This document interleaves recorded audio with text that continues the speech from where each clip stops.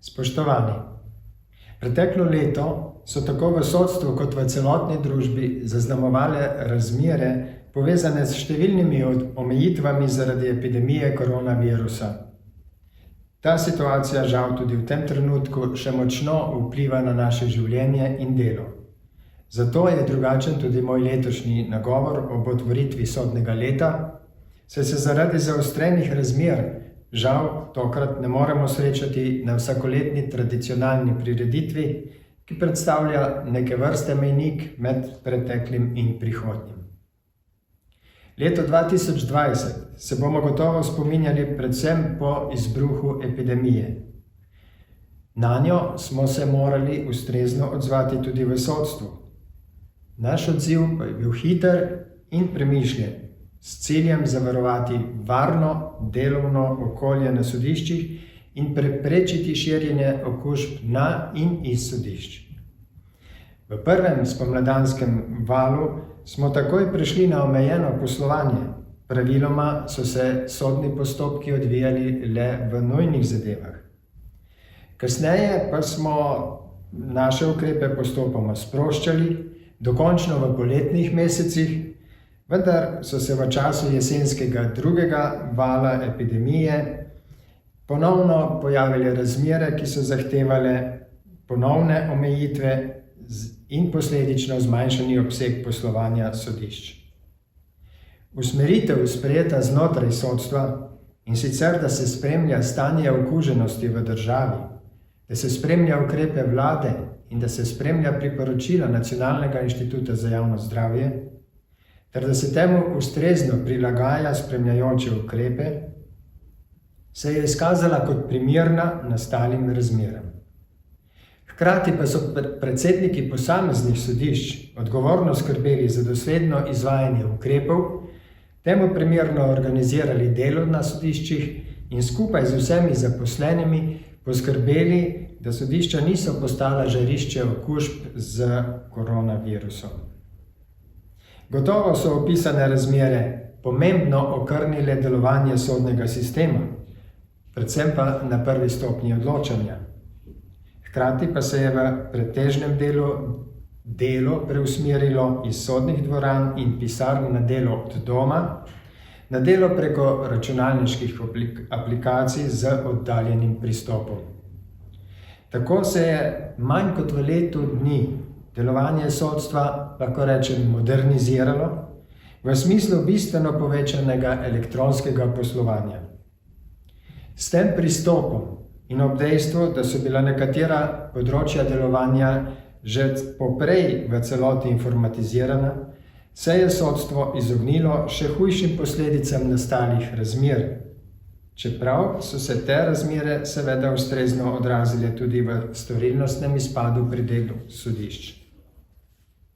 Prvi podatki o uspešnosti dela sodišč za leto 2020 namreč kažejo padec števila rešenih zadev, in to za približno 13%.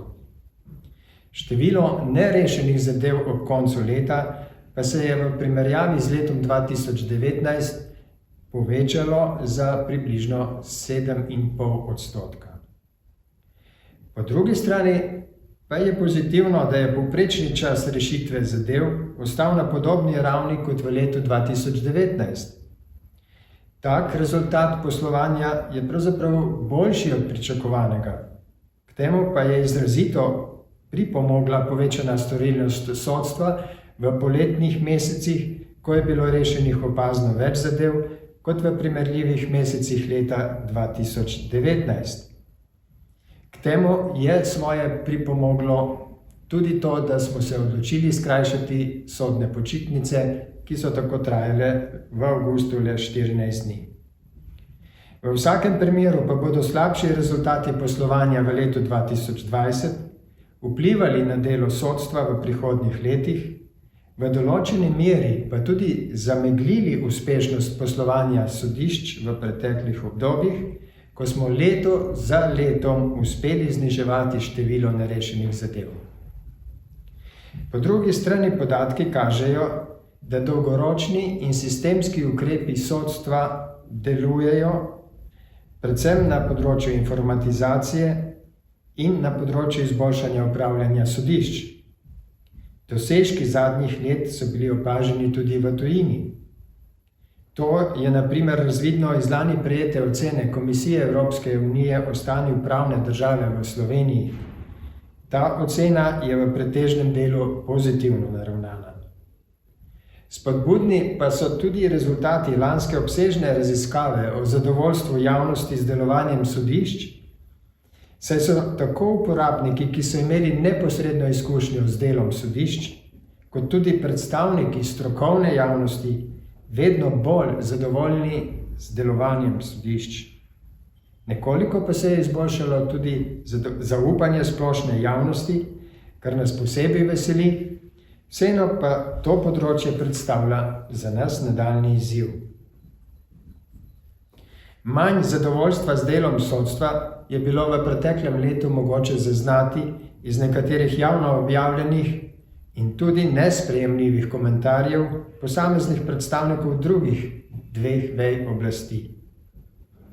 Temu je sledila naša pobuda predsedniku republike za srečanje predstavnikov treh vej oblasti, ki je bila sprejeta in potem tudi uresničena. Na javnem srečanju v palači predsednika republike smo se dotaknili vprašanj relacij med vejami oblasti, načinov komuniciranja med njimi in sprejemljivega načina medsebojnega sodelovanja v okviru pristojnosti vsake od vej oblasti. Upamo, da je in da bo tudi to srečanje pripomoglo k boljšemu razumevanju delovanja sodne veje v naši državi, ki je in mora biti zavezano zagotavljanju in utrjevanju načel pravne države. To je nujen pogoj za vzdrževanje demokratične ureditve. Optimalno delovanje sodstva pa je pogojeno tudi z ustrezno podporo zakonodajne in izvršilne veje oblasti, in sicer v okviru njunih pristojnosti, torej pristojnosti teh drugih dveh vej oblasti. V letu 2021 stanje slovenskega sodstva zahteva, da se v prvi vrsti soočimo s posledicami epidemije. Vse sile je treba usmeriti v odpravo negativnih učinkov pri povečanem številu nerešenih zadev. To predpostavlja intenzivirano delo predvsem sodišč na prvi stopnji odločanja, kjer se ob že povečanem številu nerešenih zadev pričakuje še dodaten povečan pripad novih zadev, zlasti po umiritvi epidemiološkega stanja.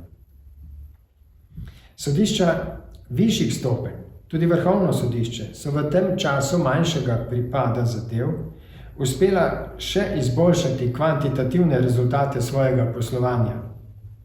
Za uspešno doseganje tako zastavljenih ciljev pa bo nujno prizadevanje tudi drugih pravosodnih institucij, s katerimi sodstvo najtesneje sodeluje.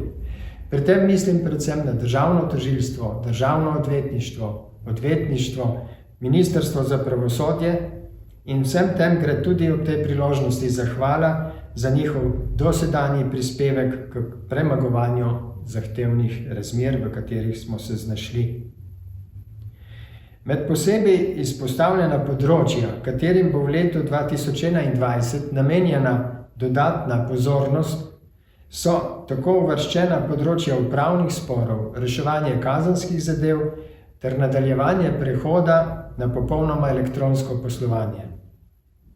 Na področju upravnih sporov so pričakovanja usmerjena v čim hitrejše zakonske spremembe postopkovnih določb glede izvajanja glavnih obravnav in tudi ustreznim drugim prilagoditvam, s katerimi naj bi dosegli učinkovitejše upravljanje postopkov.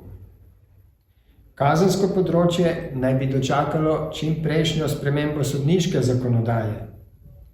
Ta bi namreč omogočala učinkovitejše razporejanje tako imenovanih enovitih sodnikov prve stopnje.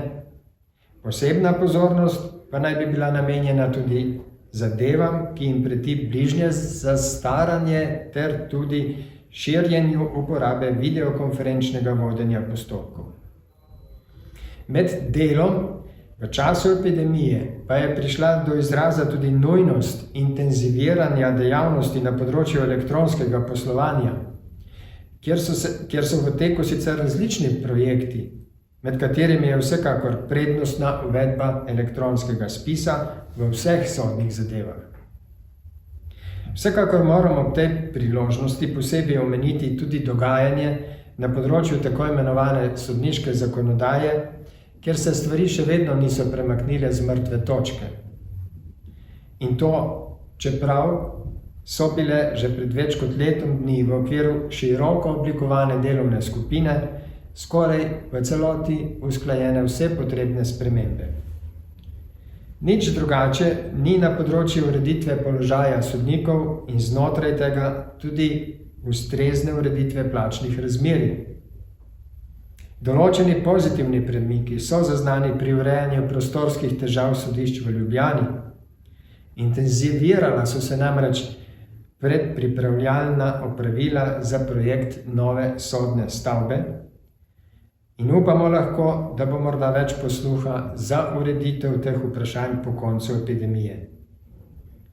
Za zaključek naj izpostavim, da se tudi v trenutnih posebnih pogojih poslovanja v sodstvu zavedamo, da je treba neprestano stremeti k jasnim načelom našega delovanja, k transparentnosti in odprtosti, saj delujemo zaradi in za ljudi.